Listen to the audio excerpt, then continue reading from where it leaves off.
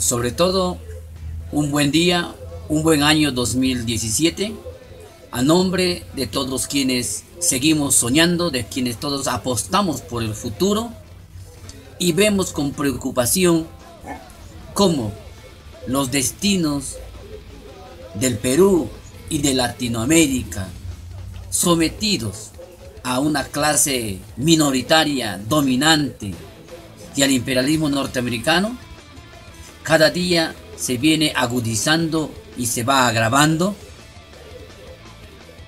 en perjuicio de las grandes mayorías nacionales. Bueno, la pregunta que todos se hacen desde el año 2010, que ustedes sacan un comunicado en el que se presentan como las FAREP-PT. ¿Qué son las FAREP-PT? ¿De dónde vienen las FAREP-PT? Una pregunta muy importante para poder aclarar el panorama político revolucionario en el Perú. Primero, señalamos que las Fuerzas Armadas Revolucionarias, Ejército Popular Tupac Amarista, FAREP-PT por sus siglas, es una organización política, militar, que apuesta por el socialismo en nuestra patria y en Latinoamérica. Un socialismo como las que nos enseñara el amauta José Carlos Mariate. Un socialismo sin calco ni copia, sino aquella que es y será creación heroica de nuestro pueblo. Se reconoce continuadora de las luchas del pueblo peruano, de las luchas del pueblo latinoamericano, de las luchas de la humanidad misma. Esta continuidad para nosotros histórica representa pues una apuesta por el futuro mismo de nuestros hijos y por el futuro mismo de la humanidad. Venimos de un tronco único para los que luchamos, para los que tenemos derecho a la esperanza. Ese tronco único constituye la resistencia ejercida por nuestros pueblos en un largo y doloroso proceso de lucha, que se inicia evidentemente contra la avanzada española para conquistar estas tierras y que se va a fortalecer en las luchas contra el invasor español, contra el invasor colonial. Estas luchas se pueden resumir y se pueden mostrar históricamente.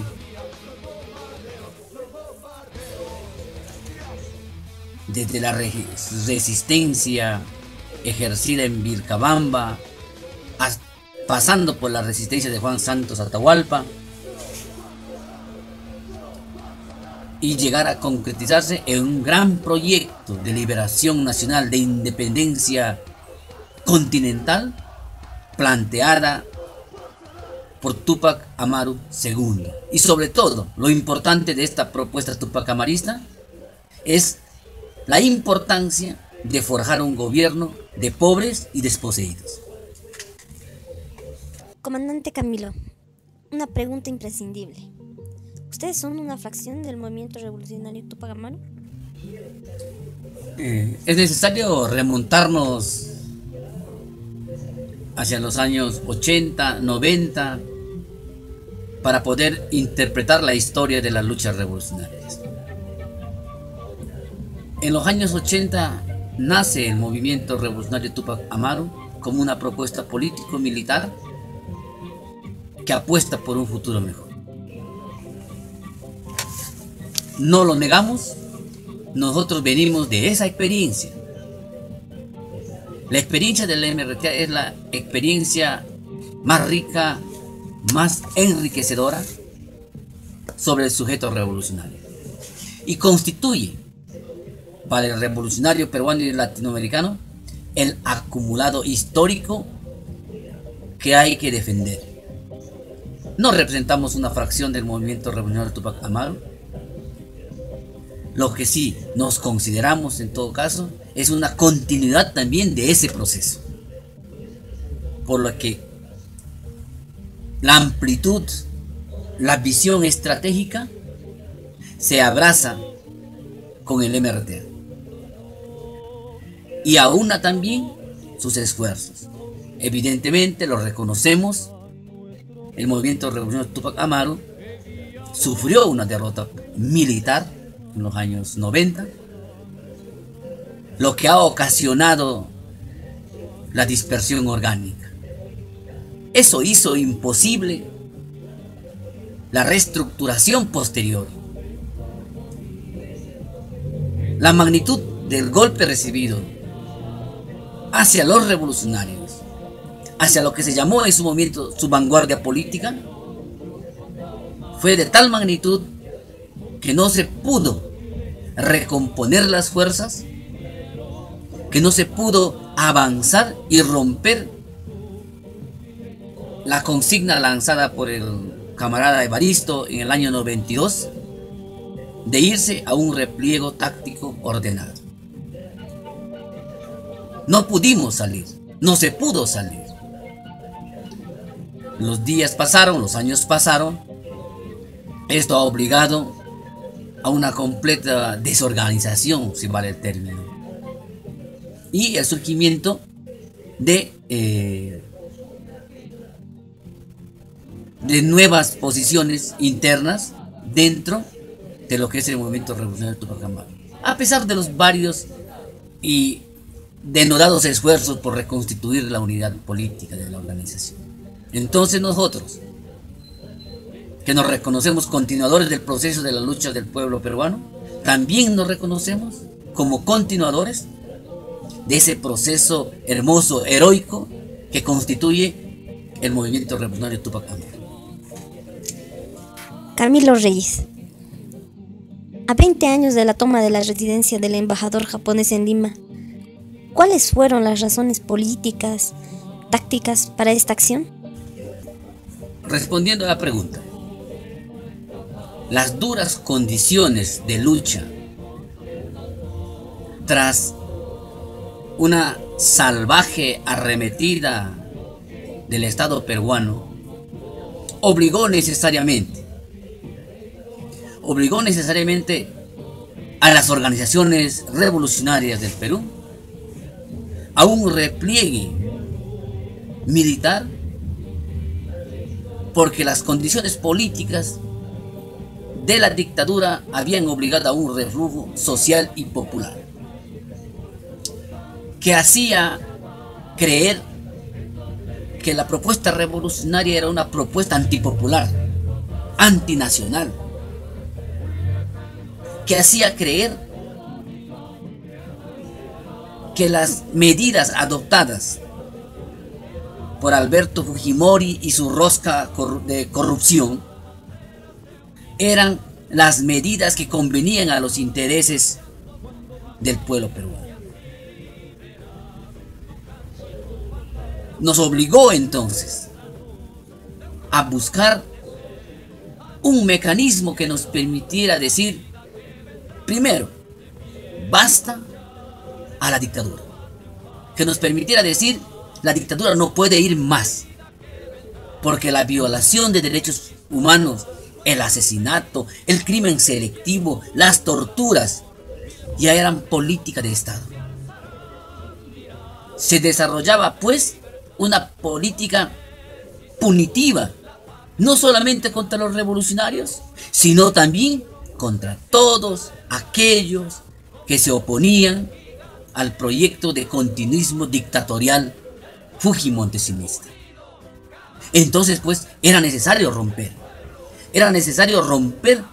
con la mordaza, romper con las ataduras, y como lo decía la consigna para el acto o para la operación político-militar desarrollada por el comandante Serpa, habría que romper el silencio. Y romper el silencio para los tupacamaristas no significaba tampoco copar, tomar la residencia japonesa en Lima, tener ahí retenidos políticos para exigir como Pizarro un pago económico. O tampoco era, pues, como muchos lo han dicho, y sobre todo los adoradores de los becerros de oro han venido sosteniendo, que el MRTA lo que le interesaba era la libertad de sus presos. Por encima de la libertad de los presos estaba el futuro de nuestra patria. El MRTA comprendió que la dictadura no podía seguir más y que era necesario poner en apuesta todo nuestro acumulado histórico. Poner en funcionamiento la organización misma para poder desnudar a un Estado criminal, a un Estado terrorista. Esta operación fue concretada el 17 de diciembre del año de 1996.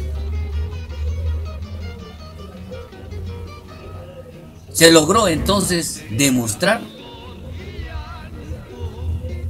en los 122 días aproximadamente de la toma de la residencia que el tupacamarismo era una propuesta revolucionaria, clara, coherente y sensata,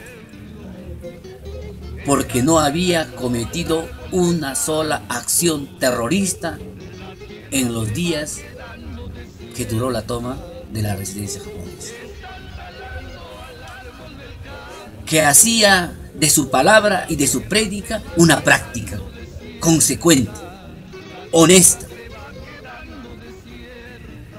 y que había logrado entonces demostrar al pueblo que sí era una propuesta revolucionaria que apostaba al futuro en condiciones totalmente adversas para los revolucionarios. Pero también debemos recordar que la toma de la residencia japonesa constituye un llamado al pueblo a organizarse, a movilizarse, constituye un grito de alerta de lo que será el futuro del país si es que Fujimori, Montesinos y sus demás allegados continuaban al frente del Estado peruano. Ese grito que permitió movilizar al pueblo posteriormente se concretiza en algo que han callado la prensa, que ha callado los medios de comunicación. La primera movilización en junio del 97 contra el Estado peruano. La juventud, esa juventud que ciertos medios de comunicación lo llamaron la juventud o la generación X, marchó, rompió el silencio. Ahí está esa gran marcha que se dio, donde el pueblo enardecido, cansado de tanto abuso de la prepotencia, logró penetrar hasta el patio del Palacio de Gobierno. Logró cercar el Congreso de la República. Pero también demostró esas acciones que el Perú carecía de una organización y de un liderazgo claro, consecuente, que lo direccionara, lo condujera hacia una propuesta estratégica de poder, pero de poder de las mayorías nacionales y para las mayorías nacionales. Comandante Camilo, ¿cuál era la orientación estratégica para la toma de la residencia del embajador japonés en Lima? Previamente, debo señalar que si bien demostrar a un mundo dominado por el capital y la rapiña imperialista que en el Perú la violación de los derechos humanos era una cuestión cotidiana, que la implementación del sistema carcelario era cruel y salvaje, que el Estado callaba toda forma de oposición con fosas clandestinas, con asesinados, con desaparecidos, con cárceles, que hacía gala de impunidad porque tenía sometido a todo su parlamento, que había sistematizado la práctica del terrorismo de Estado y había condenado a nuestro pueblo a condiciones de supervivencia con la implementación de un modelo económico salvaje y cruel.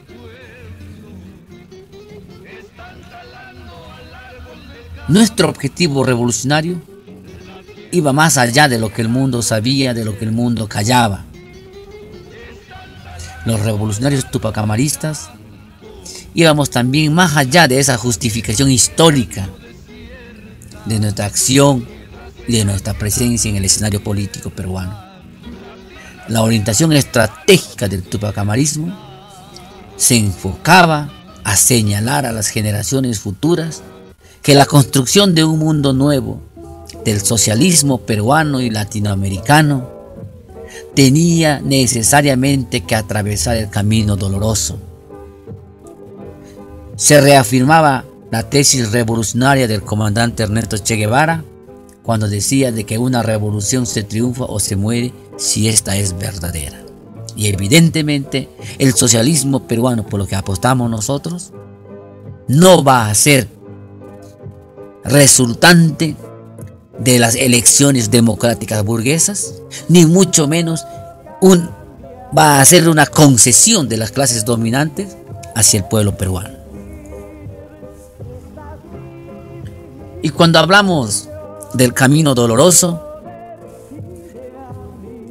podemos reafirmar que la América insurgente conoce ya este caminar. Desde la incursión destructora del incipiente capitalismo con don Cristóbal Colón, pasando por Pizarro, y hasta nuestros modernos militares que tras cruentos y violentos golpes de Estado han venido institucionalizando la violencia y el despojo. La resistencia entonces se asume no como una tragedia, sino como un derecho de los pueblos. Ahí podemos encontrar a Juan Santos Atahualpa en la selva central. Ahí podemos encontrar a Manco Inca en Vilcabamba,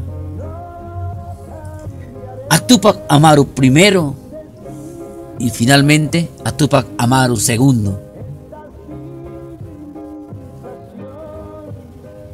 Luchando, defendiendo la identidad, defendiendo la nacionalidad en condiciones de heroicidad.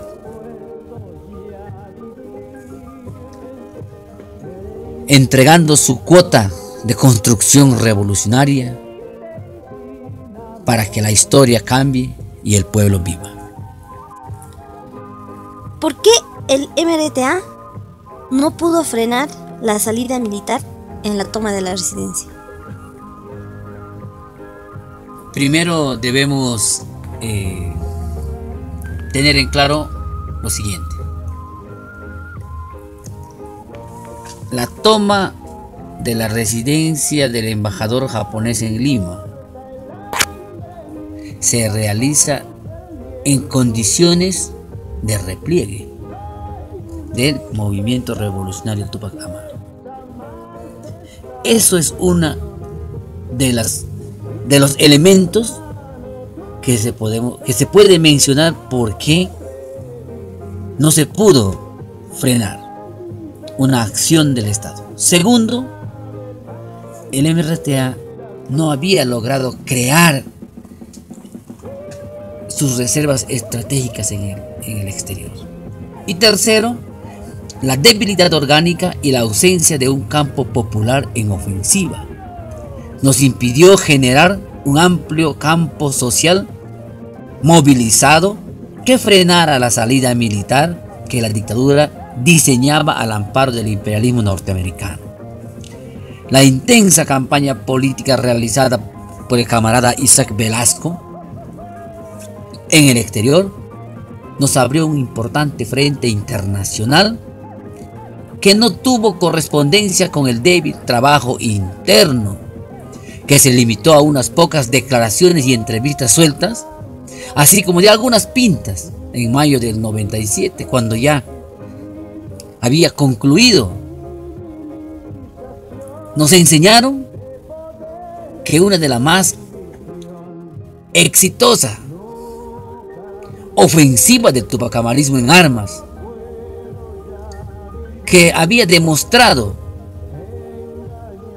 la capacidad militar del pueblo y desnudado la vulnerabilidad del régimen fujimorista, adolecía de un elemento estratégico: la organización social del pueblo.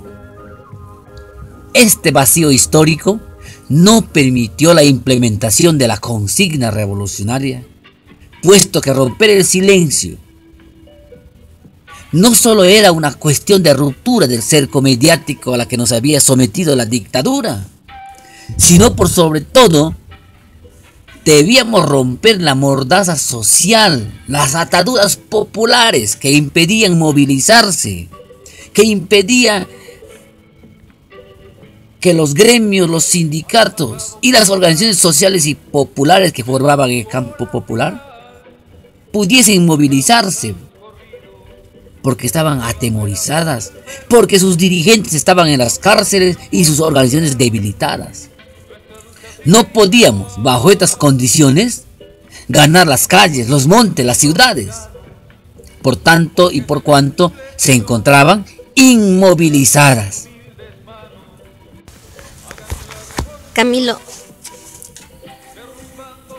a 20 años de las razones que originaron la acción política militar tupacamarista, ¿cómo ve al Perú? No es que uno pretenda ser un pesimista histórico, pero las condiciones en el Perú no han cambiado. Lo hemos señalado y lo señalamos. Las condiciones que originaron la toma de la residencia del embajador japonés en Lima. Ojo, no estoy diciendo las condiciones que originan la violencia en el Perú, porque el capitalismo existe, la pobreza existe y por tanto las condiciones están ahí. Sino estamos hablando de las condiciones que generaron la toma de la residencia del embajador japonés en Lima. Se mantienen, se han profundizado. El Estado peruano y la clase dominante que lo administra mantiene secuestrado, diríamos, en condiciones de pobreza a casi 30 millones de peruanos, que los explota, los prostituye bajo un régimen laboral inhumano, que promueve el trabajo infantil y la deserción escolar, que maquilla su política de saqueo y expropiación con un mentiroso mensaje de crecimiento económico sostenido, que ha consolidado con la banda capitalista proimperialista un consorcio delincuencial denominado Acuerdo del Pacífico, y ha creado una falsa conciencia ciudadana que interpreta la ruleta electoral como una expresión de madurez política, legitimando en el marco de la acción política electoral su dominación, saqueo y dependencia respecto al capital extranjero. Esta democracia solo ha servido para envilecer la participación ciudadana, aupar el cretinismo de los socialdemócratas denominados de izquierda y acrecentar junto a los representantes de derecha una cada vez grosera casta de corruptos. Eso es el Perú de hoy. A 20 años de la toma de la residencia del embajador japonés en Lima, el Perú vive un periodo de desgaste de la partidocracia, una crisis de liderazgo profunda. Hemos tenido como candidata a presidente a la hija de lo que ha significado la etapa más oscura del Perú, el fujimontesinismo. ¿Es posible, es válida una propuesta política militar en este momento, en esta época? Vamos a responder por partes. Primero, el Perú evidentemente no es el Perú de los años 80, de los años 90. El capitalismo y su modelo económico neoliberal se ha enraizado con fuerza en las estructuras de dominación, en las estructuras de explotación. Pero ese Perú por la que apostamos nosotros, sigue viviendo las mismas condiciones de postración, de olvido, de subdesarrollo y de miseria. Mientras el capitalismo ha logrado enriquecer a unas cuantas familias y con ellas a sus representantes políticos, el pueblo peruano cada día encuentra que sus condiciones de vida han caído. Hoy el peruano de a pie sobrevive, es un sobreviviente del modelo económico neoliberal. Entonces, a mayor modelo económico neoliberal, mayor pobreza, mayor postergación en el pueblo peruano. Nosotros, como propuesta político-militar, apostamos y nuestra apuesta fundamental es la lucha por el poder. En ningún momento se ha definido que la lucha del tupacamarismo es una lucha contra uno u otro gobierno. Eso estratégicamente se ha definido que los gobiernos representan a la dictadura del capital. Y lo que el Perú vive es una dictadura desde el momento de la llamada independencia, de nuestra primera independencia. Nos hemos sometido a la dictadura del capital, a la dictadura de unas pocas familias. Nosotros queremos decir que la historia de las luchas revolucionarias reconoce dos tipos de dictadura: la dictadura de los ricos y la dictadura de los pobres. Evidentemente nosotros luchamos por esa dictadura de los pobres, esa dictadura que nos permita ser como pueblo y tener el derecho a reconstruir nuestra historia. El Perú de los 90, de los 80, no es el mismo.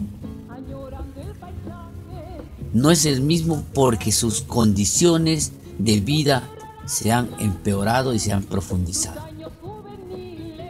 Entonces, una propuesta política militar en condiciones de un mundo globalizado es el reconocimiento fundamental a que todas las formas de lucha son válidas. Posiblemente en esta etapa de hegemonía capitalista, la cuestión militar no es lo principal, pero sí reconocemos que es necesario preservar la fuerza militar, porque el imperialismo y el capitalismo nos han mostrado un panorama donde el uso de la violencia es permanente. A título de elegido el mal menor, algunos de sus compañeros han salido en la prensa, incluso sus hijos, apoyando a una o determinada sigla política. ¿Las FAREP ha apoyado en estas elecciones pasadas alguna sigla? Primero, como propuesta político-militar, las FAREP se encuentran en un proceso de acumulación interna de fuerzas. Por lo tanto, no cree viable, no cree conveniente el apoyar a una u otra propuesta que vaya enmarcada dentro o enmarcada a fortalecer el sistema democrático burgués. Por lo tanto, nosotros no hemos apoyado ni a Pedro Pablo Kuczynski, ni a Keiko Fujimori, ni mucho menos hemos tenido acercamiento alguno con el Frente Amplio. Porque para nosotros, el Frente Amplio es la expresión populista de la pequeña burguesía y que representa los mismos intereses que defiende la derecha. Esto es palpable, es evidente, porque la señora Verónica Mendoza lo que hizo fue rifar ese voto honesto, ese voto de esperanza, rifar y entregarla a Pedro Pablo Kuczynski para su victoria sobre el fujimorismo, bajo esta idea mentirosa, electorera del mal menor. Y ya podemos ver ahora las consecuencias. A solamente 6 meses de gobierno de Pedro Pablo Kuczynski, la crisis del Estado peruano se ha profundizado. Y esta crisis pretende encontrar responsable en el pueblo movilizado. Por ello, la permanente y masiva criminalización y penalización. Entonces, debemos recordar que si algunos compañeros que alguna vez estuvimos en el mismo camino, o tal vez los hijos de algunos compañeros que estuvieron también en el mismo camino de las luchas revolucionarias, han aparecido defendiendo a una u otra propuesta neoliberal. Lo único que los diferenciaba eran las siglas. Es porque evidentemente también la izquierda peruana ha caído en una profunda crisis de representación, de proyecto y de programa. A tal grado que debemos reconocer que la derrota militar sufrida por las organizaciones revolucionarias y la dispersión orgánica ha permitido que en el Perú de hoy cunda el desencanto. Ha permitido que en muchos revolucionarios, como cuando cayera el muro de Berlín, llegaran a creer de que el socialismo, de que la propuesta revolucionaria ya no era viable. Olvidaban que el capitalismo, por su propia esencia, es una propuesta criminal. Y ante una propuesta criminal, el pueblo tiene que prepararse para futuras acciones y aventuras militares contra el propio pueblo, contra la propuesta desarrollada por el imperio e implementada por los gobiernos de turno. Las FARC en Colombia. Primero, empezamos por saludar al heroico pueblo colombiano que ha venido y viene resistiendo y desarrollando una propuesta revolucionaria para el pueblo colombiano. Como revolucionarios somos respetuosos de las decisiones de los camaradas de las FARC-EP. Respetuosos, claro, aunque no compartimos que en esta época de agresión imperial los compañeros hayan decidido irse a un acuerdo de paz. Nos hubiera gustado que este acuerdo de paz hubiese sido hecho en otras condiciones. Como hombres de paz, pensamos y apostamos por la paz con justicia social. Lo único sí que creemos es que la cuestión de la paz no es resultante de los buenos deseos. La paz en las sociedades donde existen profundas diferencias de clase no es una cuestión de decreto. Y creemos que aunque esta paz que propugna la FARC-EP es la resultante de 50 años de guerra revolucionaria, creemos que la clase dominante colombiana, la oligarquía colombiana, no va a cumplir con los acuerdos de La Habana. Y no va a cumplir porque los acuerdos de La Habana afectan sus intereses antinacionales, sus intereses de grupo y sobre todo afecta su hegemonía de poder. Estamos viendo la firma del acuerdo de paz no ha significado más paz en Colombia. Lo que sí ha logrado es el recrudecimiento de la violencia terrorista que desarrolla el paramilitarismo colombiano. Para que exista una verdadera paz, se debe no solo tener buenos deseos, sino que esos deseos tienen que ser acompañados de verdaderos gestos de transformaciones estructurales y de erradicación de todo tipo de violencia. Desde nuestras trincheras nos corresponde dar un abrazo a los camaradas de la FARC-EP y le instamos a seguir firmes en esta apuesta histórica, única,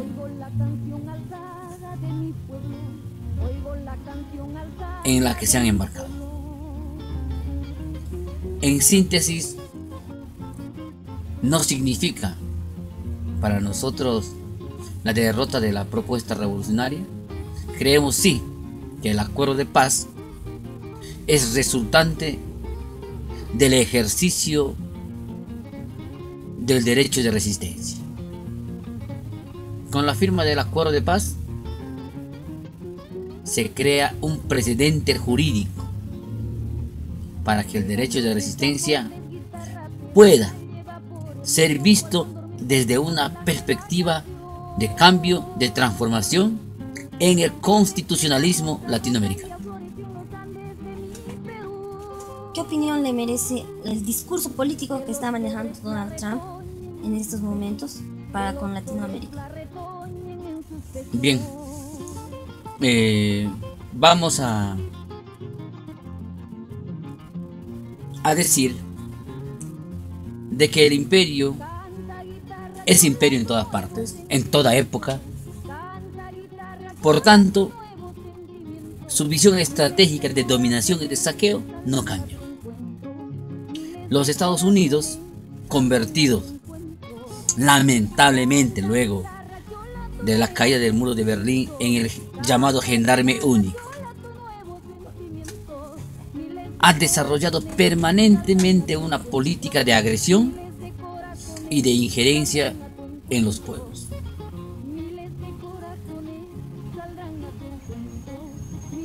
El ascenso al gobierno de Barack Obama en el periodo anterior no ha significado la bonanza del imperio norteamericano y la paz y justicia social para nuestros pueblos. Irónicamente, el presidente norteamericano que más días de guerra ha tenido durante su gobierno ha resultado Premio Nobel de la Paz. Barack Obama deja el planeta en escombros. Es uno de los presidentes norteamericanos que luego de la aventura de Vietnam se han dedicado a invadir los pueblos. En ese mismo ritmo, el imperialismo norteamericano ha encontrado que internamente tenía ciertas debilidades. Y para resolver estas contradicciones del capital norteamericano, del capital local y el capital transnacional, era necesario un cambio, un nuevo viraje estratégico en su política interna y en su política de consolidación como imperio. Por ello, tuvo que elegir entre Hillary Clinton o Donald Trump. Y Donald Trump es precisamente el instrumento necesario y fundamental para la reproducción del capitalismo en esta época. Podemos encontrar tres razones por las que Trump ha llegado a la Casa Blanca. El primero, ya lo hemos dicho, es la crisis del capital norteamericano, es decir, la crisis entre el capital nativo local y el capital transnacional. Segundo,